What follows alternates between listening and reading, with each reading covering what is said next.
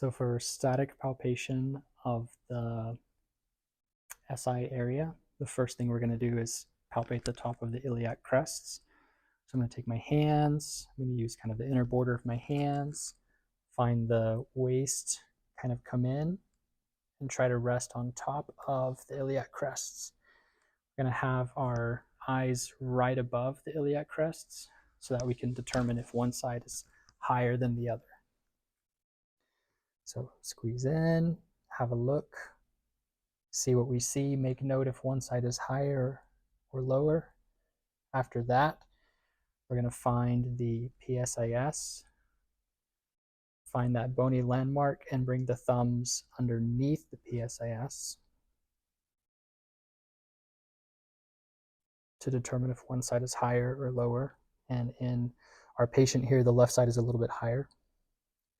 From the PSIS, we're going to come, where I'm going to place this part of my thumb on the PSIS, and then we're going to go upwards and inwards at about a 45-degree angle and let the thumb sink in, and we should be on the sacral base. We're going to palpate for depth, not just depth, but also if there's tissue tension from ligaments and tendons, which could be indicative of a dysfunction. So looking for depth, looking for tissue tension, and asking the patient if there's any tenderness. Does this feel the same on both sides, or does it feel painful or tender on one side? From the sacral base, I'm going to put my index finger there. Then we're going to come down and a little bit out, and we're going to look for the inferior lateral angle. So if we know here's the coccyx, the inferior lateral angle should be down here, and we can find it. We want to palpate the inferior lateral angle on both sides, looking for the position of the sacrum to see if the inferior lateral angle is prominent and or tender. If it's prominent and tender, you probably have unilateral sacral flexion.